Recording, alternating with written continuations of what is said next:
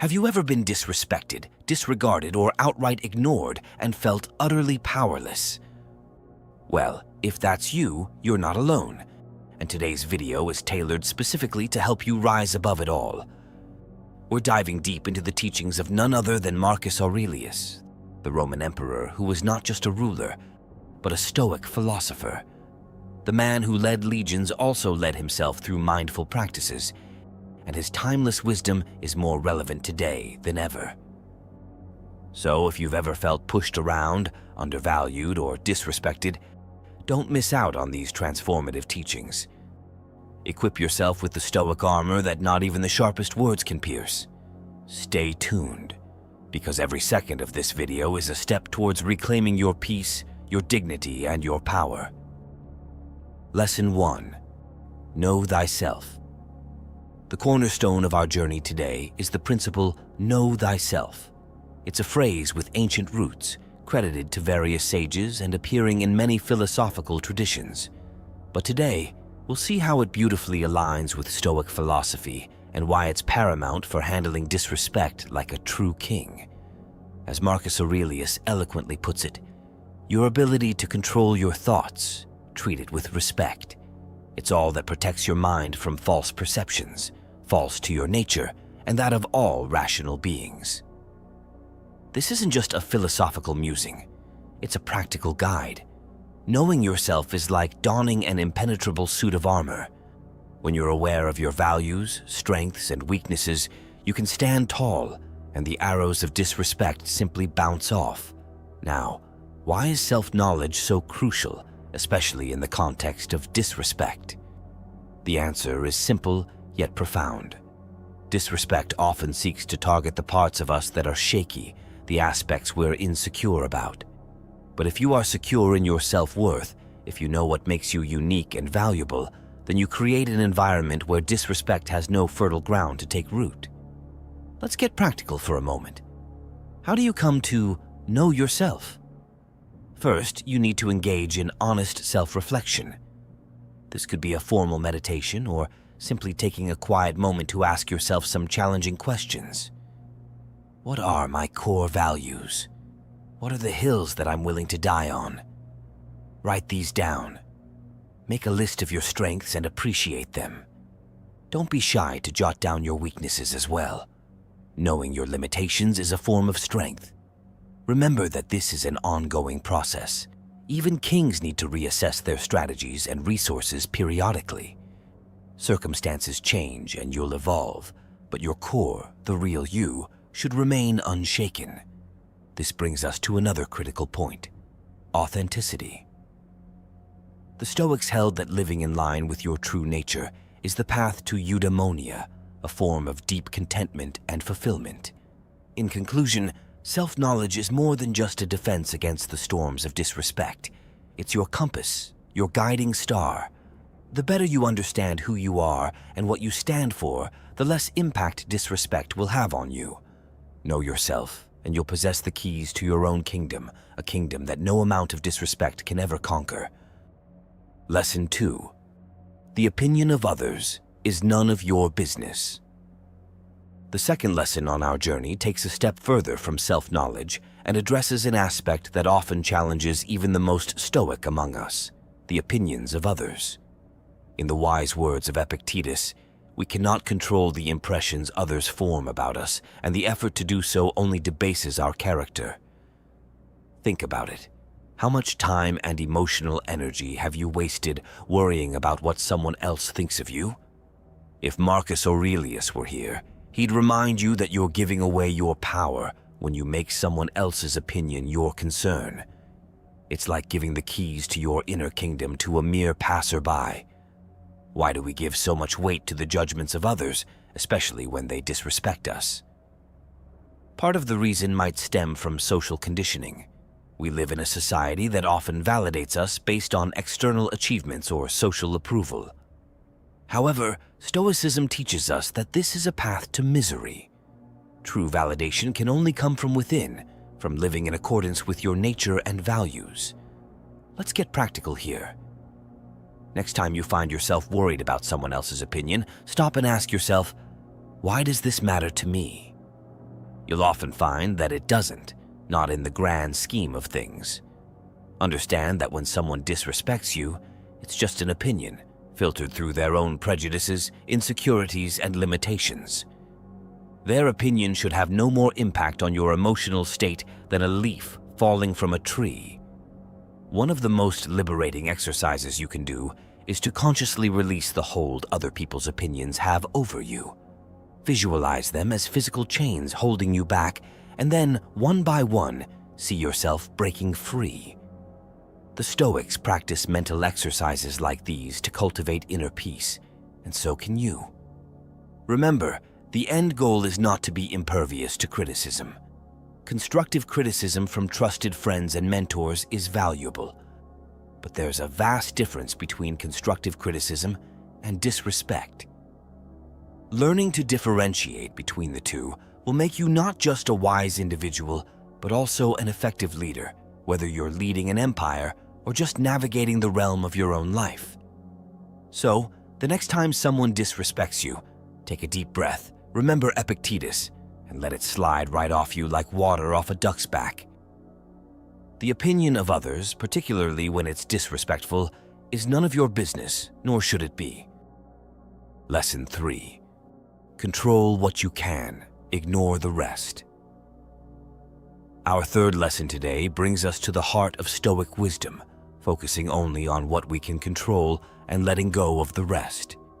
In the words of Epictetus, we cannot choose our external circumstances, but we can always choose how we respond to them. Picture this. Someone disrespects you, either with words or actions. It's tempting to react, to let anger or frustration take control. But here's the Stoic twist. While you cannot control someone else's actions or words, you have full control over your own response. Marcus Aurelius would say that your mind turns into what it turns towards. Focus on disrespect and negativity, and you become a breeding ground for those very things. Understanding what is within your control and what is not empowers you to maintain your composure. It's like being the eye of the storm. While chaos may swirl around you, your core remains undisturbed. But how do you apply this lesson practically? Start by identifying what elements of the situation you can control. Can you control what the other person said or did? No. Can you control your interpretation, your emotional reaction, and your subsequent actions? Absolutely yes.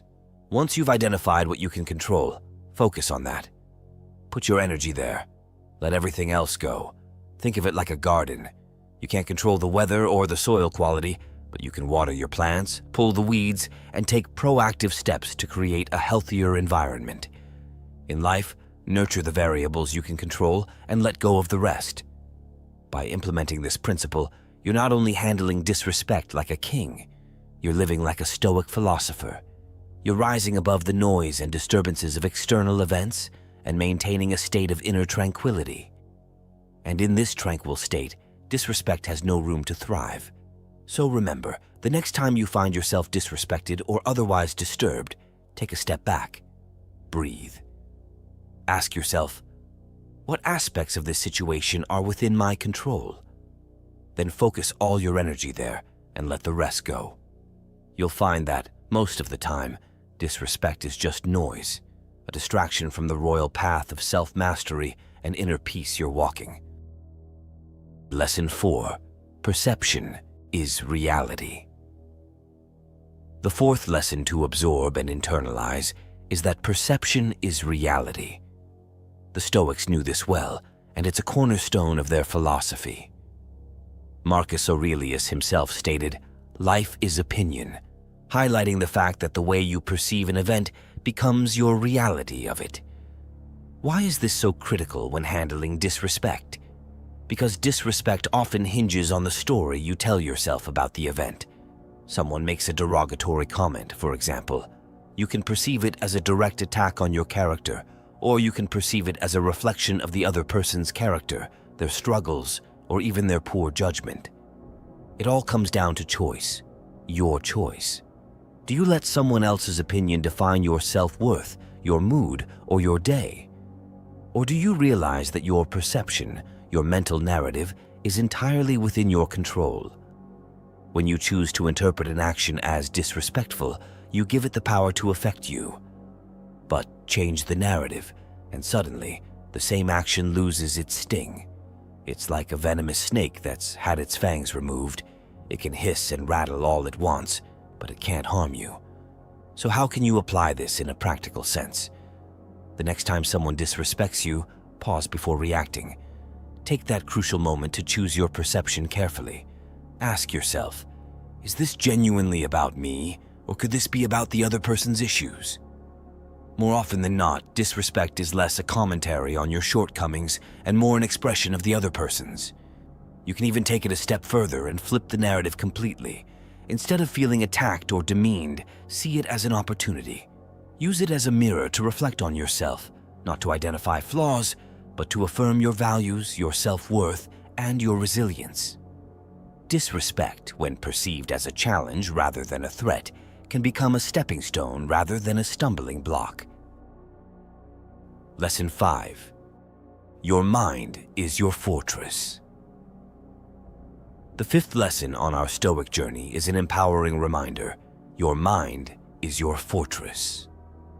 Marcus Aurelius often emphasized the importance of the mind, stating, "The soul becomes dyed with the color of its thoughts." In this lesson, we focus on the incredible resilience and sanctuary your mind can provide when dealing with disrespect, or any external circumstance for that matter. Imagine a fortress, tall and impregnable, standing undaunted through storms and sieges. That fortress is your mind. When external events like disrespect come knocking at your gates, you get to decide whether to lower the drawbridge or not. You determine who or what gains entry into your sacred mental space. It is in this space that you have ultimate control and where your true strength lies. So how do you turn your mind into a fortress? It begins with understanding the difference between external events and internal responses. While you may not have a say in how people treat you, you do have absolute control over your internal state. Guard it zealously. Just as a king wouldn't allow just anyone to enter his fortress, be selective about what thoughts, feelings, and interpretations you permit into your mind. One practical technique is mindfulness. Pay attention to your thoughts as they arise. Are they serving you, or are they undermining you? Mindfulness allows you to catch negative thoughts at the gates, so to speak, scrutinizing them before they infiltrate your fortress. Once identified, replace them with thoughts aligned with your values and your sense of self. Another strategy is to develop emotional resilience. See every episode of disrespect as a mock siege on your fortress, a test of its walls and defenses. The more you withstand, the stronger those walls become. Take these moments to refine your strategies and bolster your defenses, not in a manner that shuts everyone out, but in a way that makes you impervious to the arrows of negativity and disrespect. Let's be clear. Building your fortress doesn't happen overnight. It requires time, effort, and a clear understanding of your boundaries and values. But once built, it provides immeasurable peace and strength. No amount of disrespect can breach its walls, for they are made not of stone, but of self-respect, wisdom, and the indomitable spirit of Stoicism. Lesson 6. Don't expect harm, not to come from harmful people. Our sixth lesson veers us into the realm of expectations, specifically expectations of others. Marcus Aurelius keenly observed, "If you are pained by any external thing, it is not this thing that disturbs you, but your own judgment about it. And it is in your power to wipe out this judgment now."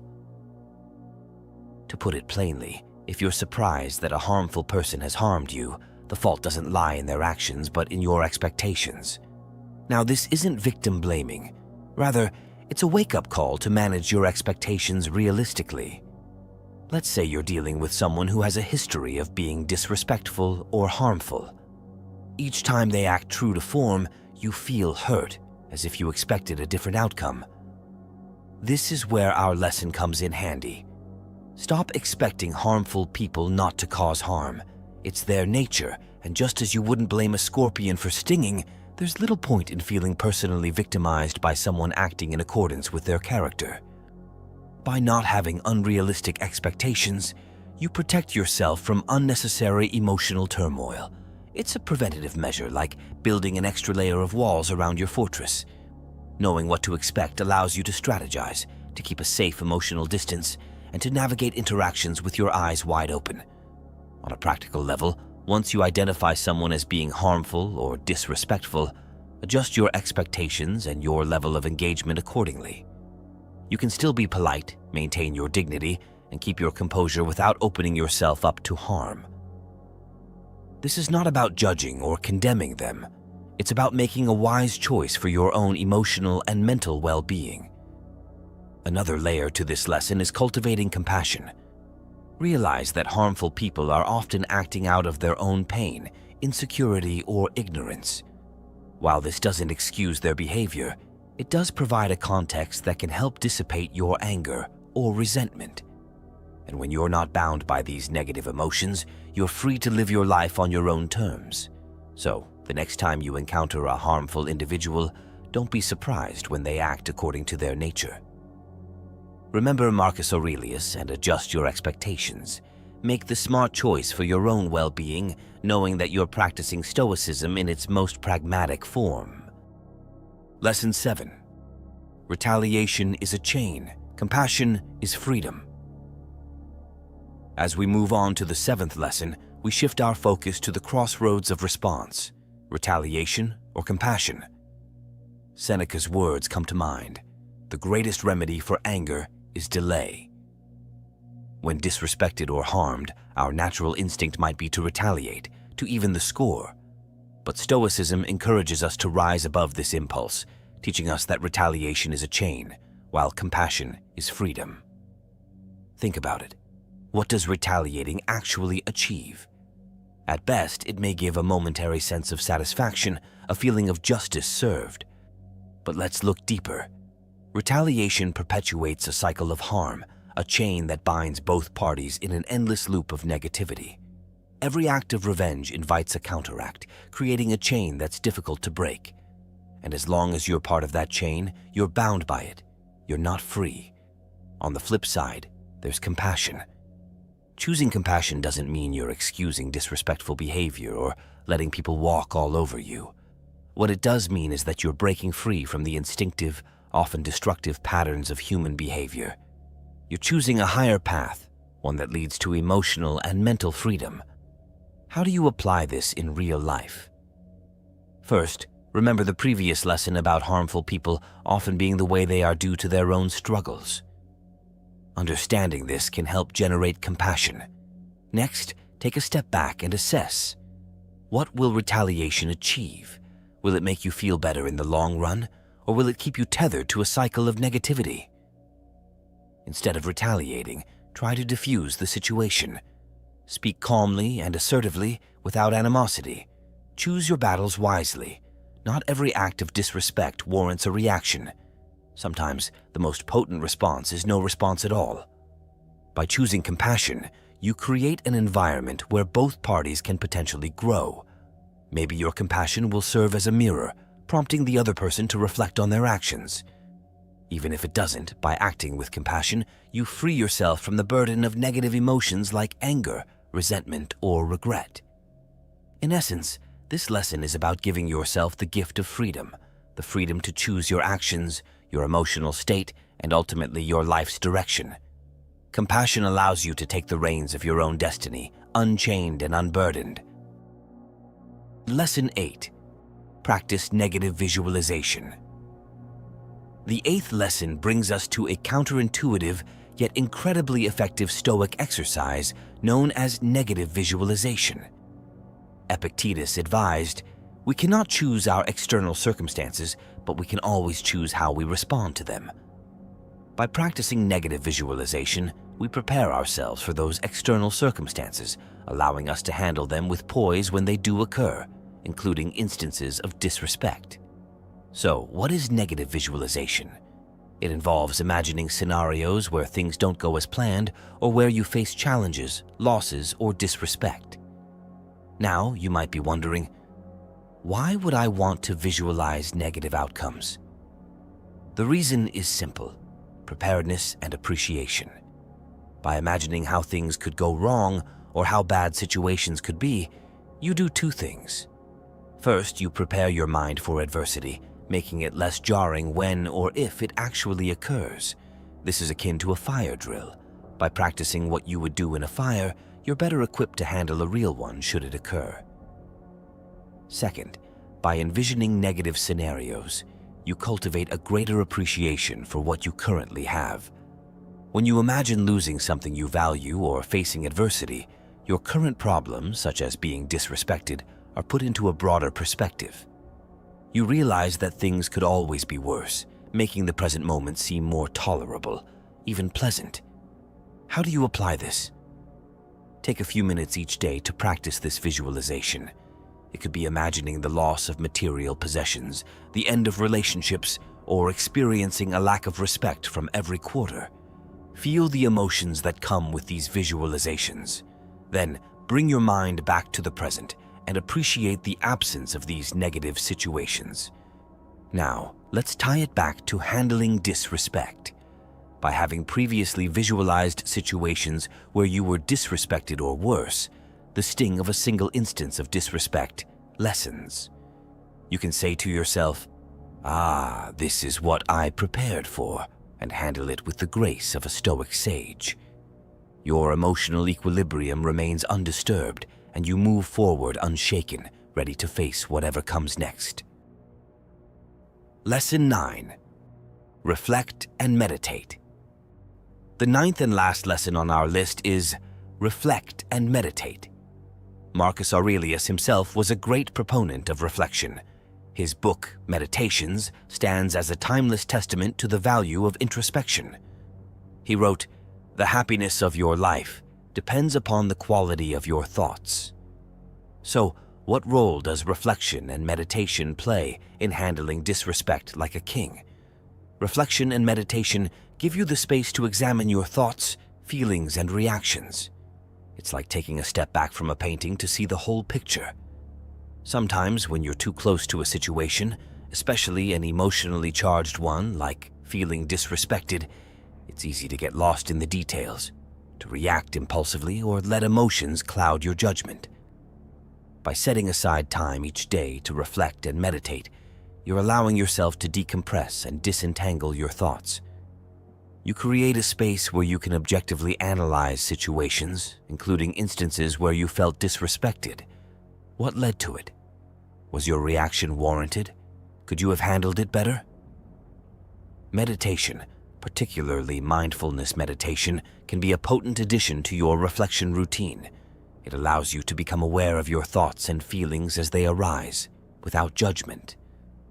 This heightened awareness will enable you to catch yourself before you react impulsively to disrespect or any other negative stimulus. But don't just stop at assessing the situation and your reactions. Reflect on the lessons learned and how you can apply them going forward. Perhaps you realize that you allowed someone's disrespect to disturb your peace because you held a particular expectation of them. Or maybe you find that their disrespect touched a sensitive area in your life that you need to work on. Whatever the insights, use them as stepping stones to grow, to be more resilient, and to better embody the Stoic principles in your life. This dedicated time for reflection and meditation will not only equip you to handle disrespect more effectively, but also enrich your life in numerous other ways. You'll find that you're more centered, more focused, and above all, more in tune with the Stoic ideal of living in accordance with nature, your own nature, and that of the world around you. Remember, as Seneca said, true happiness is to enjoy the present without anxious dependence upon the future. And part of that enjoyment comes from surrounding ourselves with the right people. If you found value in this video and you're committed to living a life of Stoic wisdom and virtue, then this is the community for you.